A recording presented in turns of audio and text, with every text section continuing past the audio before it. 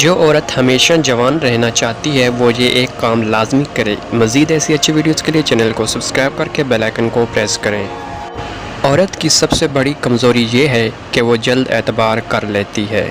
عورت میں پہلے محبت پیدا ہوتی ہے، پھر خواہش، جبکہ مرد میں پہلے خواہش پیدا ہوتی ہے، پھر محبت۔ جہاں عورت نہ ہو وہاں نیکی کے فرشتے نہیں آتے۔ جب مرد اور عورت ایک دوسرے سے پیار کرنے لگیں تو پھر وہ ایک دوسرے کے کردار کا جائزہ نہیں لے سکتے۔ مرد ساری عمر عورتوں کی محبت میں گرفتار رہتا ہے، جبکہ عورت کبھی ماں، کبھی بہن، کبھی بیوی، کبھی بیٹی کے روپ میں اس کے ساتھ رہتی ہے۔ اللہ تعالیٰ نے عورت کو مرد کی پیشانی سے نہیں بنایا کہ وہ مرد پر حکومت کرے، نہ ہی اس کے پاؤں سے پیدا کیا کہ وہ غلامی کرے، بلکہ اس کی پسلیوں سے پیدا کیا کہ اس کے دل کے قریب رہے۔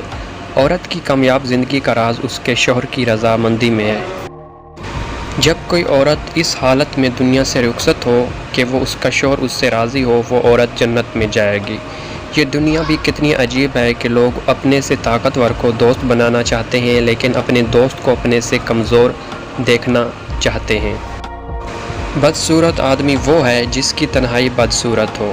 جس عورت کے پاس کوئی خوبی نہ ہو وہ اپنا بھرم رکھنے کے لیے چالاک بن جاتی ہے۔ عورت تمہیں سب کچھ دے سکتی ہے اور تمہارا سب کچھ چھین بھی سکتی ہے۔ اگر اپنے گھر کو خوشگوار بنانا چاہتے ہو تو عورت کی عزت کرنا شروع کر دو۔